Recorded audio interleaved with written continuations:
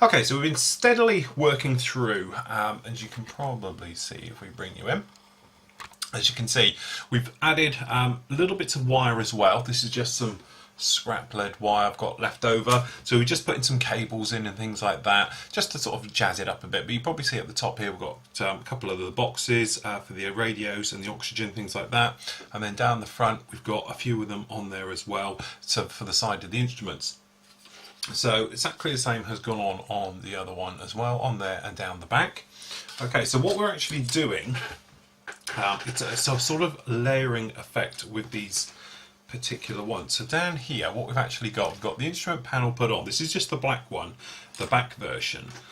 And then if you snip off your next one, try and keep it as flat as possible when you're dealing with PE or photo etch, because it just makes life so much easier. Because if you do end up bending it, trying to get it to lay flat can be a bit of a problem. I use scissors and just nip the ends off. Okay, so we've got the part on now. There's two ways of putting this on. A nice easy way to put this on, and it makes a lot more secure, is to use a PVA glue. Now I'm using like a gator glue for this, but obviously you can use any type of PVA you like. So what we do, we grab ourselves quite a generous amount, just like so, okay, and then all we do is just going to rub this, he says, with the coming off. I've got it actually coming off. I thought I'd glued this on quite nicely, and it just shows why PVA glue is better than using super glue. The thing is, with super glue, it's very hard, and if it isn't all stuck down properly, it will quite easily rub off, okay. So using PVA like this is better, gives a far better fix. So just from the back, we just make sure it's all squared up and is in. Then we'll just do this, laminate this one on. Other coat. Now don't worry if you're using a PVA glue too much about going over the dials, because what that'll do is give you a nice glassy look to your dials. Just try and keep it as even as you possibly can. Okay.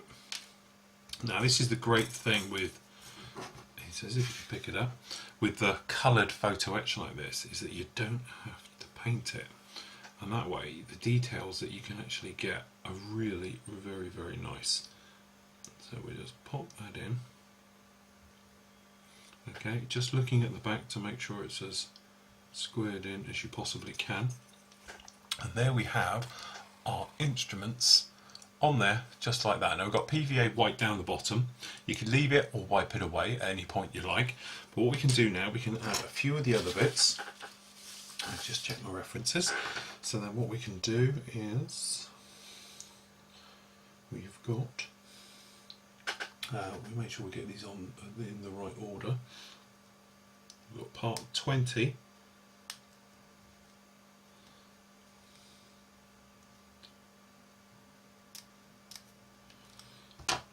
Which is the one with all the little wiring tabs, which are going to go upright. So we're just going to put the bending pliers in and then bend them up. We've got some glue down there already, but we're just going to add a little bit more just down the bottom. Okay, we just come in with our tweezers, just hold on to those, get in there, place that on, push him up. So just try and keep that squared up. But the thing with using PVA is you can manoeuvre it around afterwards. Now for clean up, just use a bit of cotton bud and just wet it slightly, and you'll find it will suck it up quite happily. So that's that one on, and then we've got the back part as well, which yours is number 13. So we just nip that out. But as I say, photo etch, it's one of those ones where you can add a lot of detail very easily. There's no cutting and sanding and manoeuvring it around like you would have with resin. Okay, the drawback to it is that you lose some of that nice detail that you actually get with resin, because resin parts, they tend to give you that sort of depth, you know, because obviously they're raised and things like that. But certainly if you're not too worried about things like that going on, then you can make some very, very nice details. So we just pop this one in, push him into position. He's going to go all the way forward. That's in there. We just wet it and take it down. Now there's a few more layers to go on there, but there's a little technique I was just going to show you. Now this is using plasters. Now the thing is with plasters, if you get the nice one, these fabric ones, you get this type of fabric finish to it. Okay, and that is great for doing seat covers because it stops them looking very plasticky and horrible. Okay, and then what you can do, you can just literally snip a piece off just like that. He says, trying to get it off the backing. There we go. Just hold that set with a pair of tweezers. Okay, and then what we can do, we can come along, pop it in,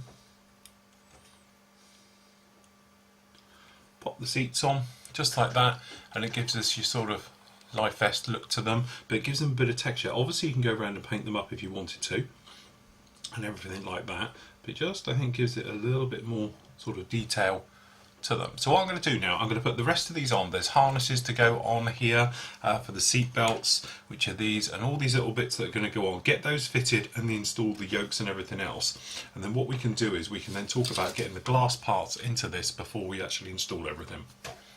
So there we go, that's the cockpit sorted out. So you can see we've got the flight yokes installed there. You have to use a little bit of your own bit of sprue or a bit of rod for the actual control yokes going in there, but there we go, that's it with the harnesses all put on there, looking the business. And I must admit, for it's very small scale, you're not gonna really see it if we're honest when it's installed, because obviously there's lots of framing, but there is quite a nice bit of glass work. Speaking of glass work, we've installed all the clear parts. Now they're not a brilliant fit, as you know, obviously we've been through this before, but there's a little technique I'll show you in a minute for that. But basically we've popped them in with a little bit of clear PVA glue, as you can probably see the shiny spots around there.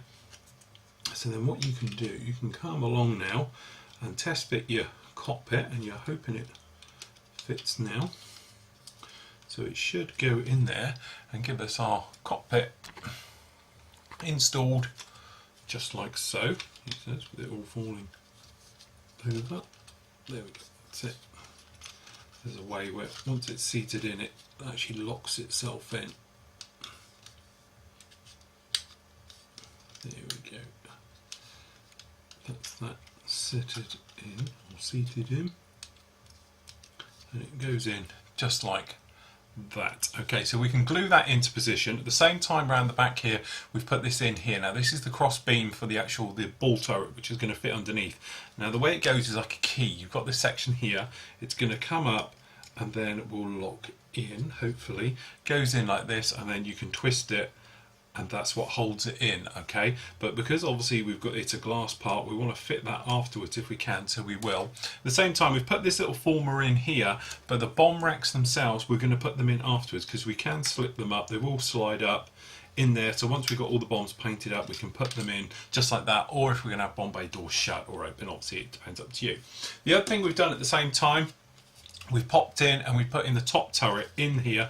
I've glued it in position purely for speed and everything else like that. So when we're looking at the two halves going together, obviously we haven't installed the guns in the back here yet and things like that. They will go in, we'll be able to get in through the door. So the only thing we've got to do now is put up the actual sliding door part if you want to. There again, that's fashioned in a bit of photo etch as well, which are these here, so you can actually get those in and put them in now if you want to, and that takes care of them. Then obviously there's a clear piece of film just in your pack here, which makes the windows for that. So there again, nice little bits to be going on with there. So what we'll do for the moment, we'll just talk about actually putting those in. Okay, so we've got in the clear parts gone in, and obviously you've got your bit down the back. Now you can paint them up like I've done around the back here, so they come through, okay? But sometimes when you look at them, some of them are very nice and they fit in there without a single mark around there, like this particular one's very nice. Others, I don't know if you have the same trouble as me, but when you come along, they are sunk in. They are never a nice fit, these push-in ones from the rear. So what I do, I come along with a little bit of super glue, okay? And we just put a drop of of super glue right over the top of the window. Okay, grab a cocktail stick, just stretch it out past it just a little bit. Okay, come along, let me pull you out here, with some kicker. This is accelerator. Spray it over the top, then hang it upside down. When you hang it down, it makes a bubble that's going to form on the bottom. Okay, so you do it like that for that one. Okay, and what we're going to do, we've got this one down here, is a particularly bad one as well. Okay, right away over the top.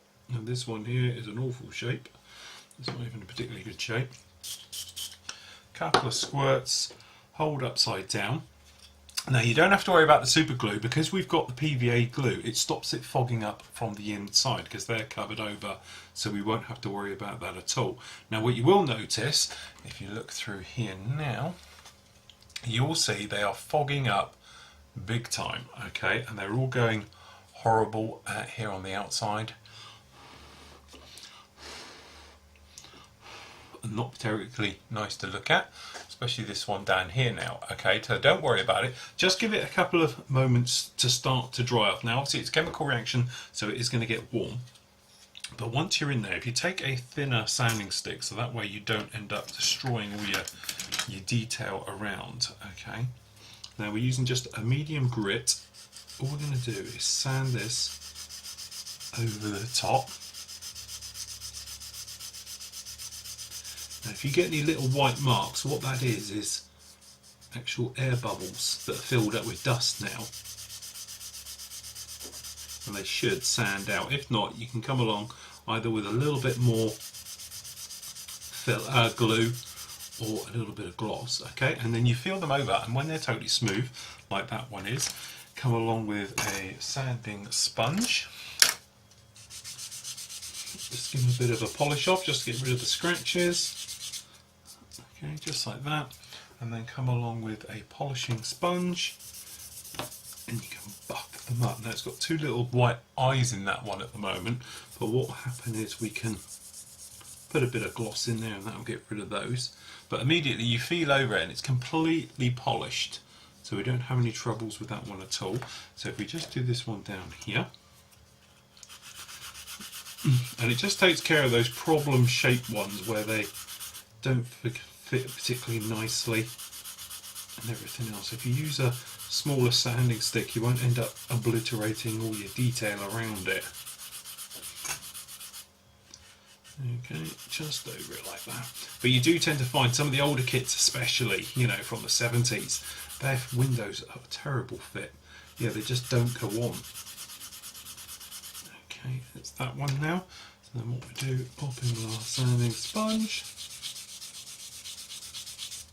just like so, and then with our polishing sponge this way.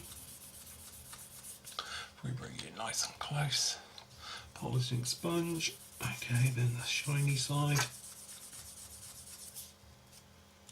and there we go, nicely done. And to be honest, a lot of that is the PVA glue on the inside there, but it's nicely polished on the outside now and gives us our nice clear. But there again, the beauty with it is now it's completely flush. Instead of it being like a step in there and not very nice, completely flush as it should be.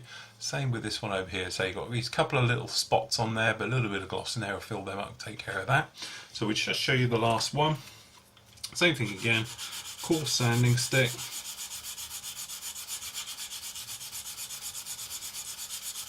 And then just work your way back through the grades. Okay, have a feel.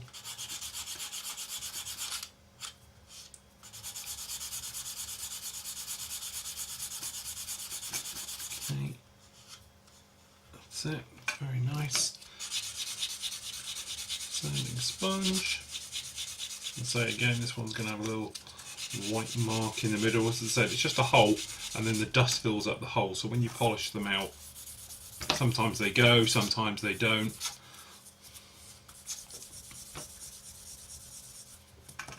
And there we go. That's that one done, just like that. There we go.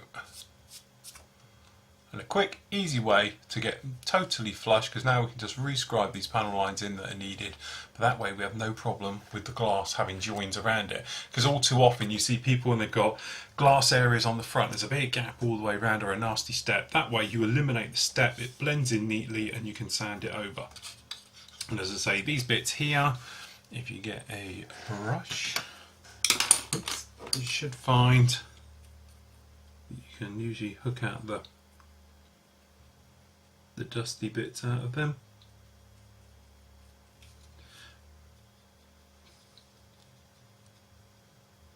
Pretty straightforward. Or you can just pop in there with a bit of a blade and just dig it out where it actually is. Pop over it with a bit of super glue, something like that. There we go. If we just pop a little bit of gloss over these, you should see these go away. Where's this little window? Here he is. Okay, so we've got a tiny bit of gloss on these. And there we go. That's them taken care of, all looking very nice. Okay, so now that's all dry, what we can do is button the two up together. So as I say, it's a couple of other little bits to go in, but we can get them all from the inside. So what we're going to do, just for the moment, very carefully pop it together. Now we're going to use a couple of rubber bands just for holding it in place and some pegs. So all we're doing, we're working our way up the actual kit.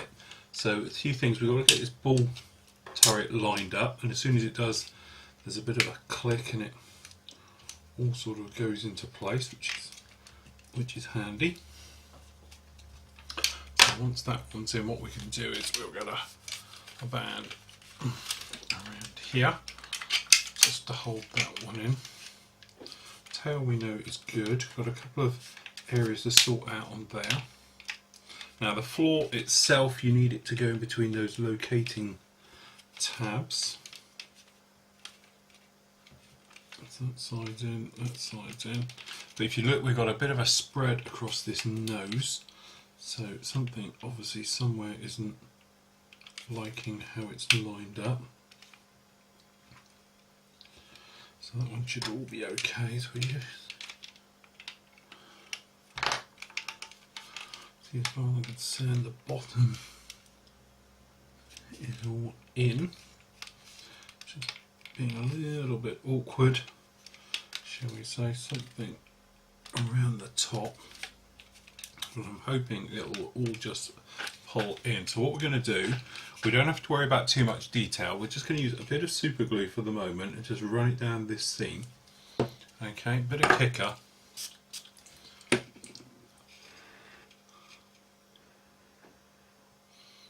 All we're doing is literally putting that together to hold it in place. Now the thing with super glue, don't be fooled, because it's not that strong until it's totally dried off. Okay, that's that one in. And then we've got this nose section here, which doesn't like going together particularly well. So what we'll do, we'll use a bit of super glue, and it'll act as a filler as well as an area. So we'll just hold that. Same thing again. Bit of a blow. And it's the great thing with kicker. Remember, do it in a nice ventilated area, because kicker itself can be a little bit nasty. It does smell, and it tastes disgusting when you get it on your fingers. Don't ask me how. Okay, so tiny bit on the inside in there as well. The other thing by using a kicker, it slightly thins the actual glue itself, and it runs like a capillary reaction, then dries.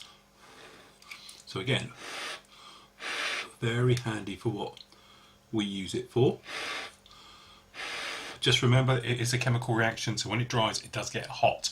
Okay, so if your fingers happen to be near it and you feel it warming up, just think what it'll do to the plastic. So just be a little bit careful how you handle it and all the things like that. Now we just work our way up over the nose here. Okay, same again. You might think it's a little bit wasteful to go around and using all this kicker as you go round, but really this is for me for speed. You yourself, you can band this up tight and then just work your way around. But there we go. I'm just going to hold this a second because it's quite a stress joint. What it is, the photo etch, colour photo etch on the inside here is exactly where it touches, so it's just holding it apart. When you pull it in, it's obviously bending it just a fraction. So we do need that to totally go off. If you put your finger on top once it's dried, you can feel the heat. When the residual heat's gone out of it, you know it's totally gone off, the chemical reaction's finished. But sometimes you can come along, let go too early and just bust open again. Okay, we're just going to work our way back up now, down this spine. So as I say, we're going to be doing lots of re-scribing as this goes along. But to be honest, up here near the join, the actual detail, shall we say, just fades out anyway. It needs to be all put back in, so it's not too much of a problem. The great thing about using super glue like this is it's instant, you can work on it, I can sand this off and there's no shrinkage. Drawback to using super glue, obviously it can crack. Okay, as soon as it cracks, you've lost it. It's not as strong as using a plastic glue like extra thin or something like that. But certainly when you've got a nice join, like down this back end here, this join down here, to be honest, is a lovely join all the way down. So you could use your normal extra thin glue down here. Really, I'm just doing this purely for speed. Okay, but as I said, it's one of those ones where if it's got a bit of a gap, because this has got a little bit of a gap filling capability, it will just take care of it. Nice and easy, very straightforward, without any problems. Okay, so we just hold that whilst that goes down. Then what we can do, once this is all buttoned up and done, we can come along then and we'll be able to physically re-scribe all this very easily. Then we can move on to the wing sections, everything else. Then we can get the glass work done on the top of this and really start making our way through the build. Okay, so we've just got the bottom here. So we just line up the bottom.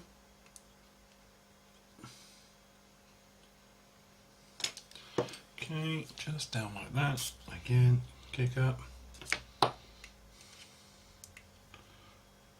Somebody once asked me, you know, what's the greatest invention of change in modelling?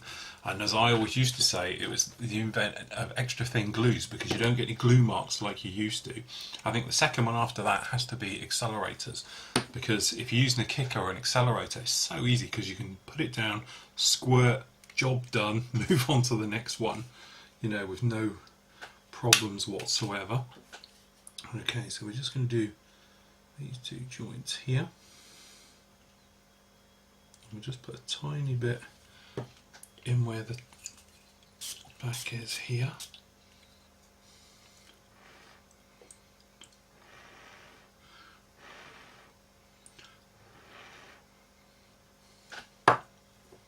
Okay, so we're just going to put a tiny bit of glue just on the inside, just where we had the join of that brace goes across.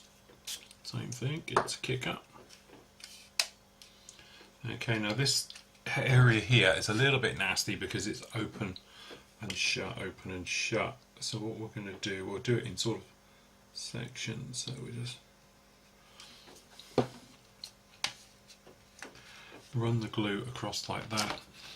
And we'll grab ourselves some clamps or some tweezers and we can just sort of level it up. And if we give it a kick, that gets it all drying and everything. Gives you a few moments to play with it. We can marry these two up, bend them together, hold them together like this, because obviously we don't want to get our fingers particularly close to this as it's going off.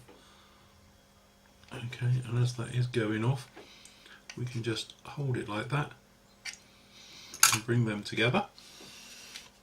And then we can do the same up for this first stage.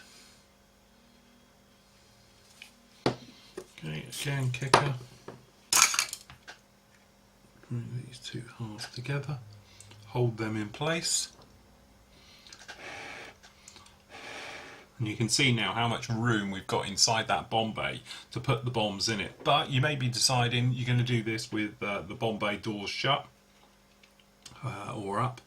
So that will, you won't really worry about this part too much at all. And there we go, job done. That's the overall part all done. And as I said, with this area down here, I won't worry about that. Don't worry about it, because obviously it'll be pre-shaded and everything else will be faded off. But now we've got all these clear parts all in. Once they're glossed up and be polished up and everything else, they'll look really nice. So don't worry about the glass bits going a little bit faded. It's just where perhaps you're handling it and everything else. But now we can see the gun locations are very nice. We have these 50 calibers coming out the side here very nicely. And then what you can do, once you're happy and everything else, then you can pop on the other parts. We've got the tail going on here and the wings and everything else like that. But what I'm going to do, I'm going to work on this, sand all these down, polish them up, then we can go about rescribing it and everything else like that. And then once we're happy with it, then we can bring wings on, things like that. It's just, it's so much clumsier. It's nice with these to be able to put them down on the side for rescribing purposes and things like that. Fitting the glass work, we'll talk about that next, and the turrets and things, so we can get those installed in. So this entire section is finished. We can move on with the wings, join it all up, and then get on with the painting. Okay, so now we can sort of move on with this. Now you have to be careful, because we've used super glue, this spine area is prone to cracking, so don't push down on it too hard and things like that, otherwise before you know it, you're going to crack this and you do it again. One way to get around that, once you've put the super glue on the top and everything else, if you can get to the underside like you can here, is to run some Tamiya extra thin down there, and that will sort of weld it together and make a good strength. So you've got best of both worlds, or you can run a little bit more super glue down the bottom. So what we're going to do now, using sanding sponges, is just work our way down. Now, by painting it with the black, we can see immediately where needs attention and where doesn't, because in some areas you might find that it's totally smooth. In other areas you might find that it's a little bit, shall we say, lumpy, or got big scratches in it and things like that. So what we can do now is show you in here. We've actually got, moving too close, there we go, you can actually see we've got some little scratches down the back here. Okay, now these little scratches, sorry, still getting used to the camera. Now these little scratches on these guys here, what they do is, you know, you can fill them up with a little bit of acrylic, or if you wanted to, you can sort of come in there and take it out. And I've got few little steps around, but we're just making sure we're okay. But you can see those scratches all in there and things like that. Well, those we can take out. So just sanding against the grain, if you like, or against the scratches, go down. Now don't wet it. If you wet the actual paint on here, what will happen is you'll artificially dig it all out. But there we go, you probably see now that's a lot of those taken out. So we just work our way up a little bit further.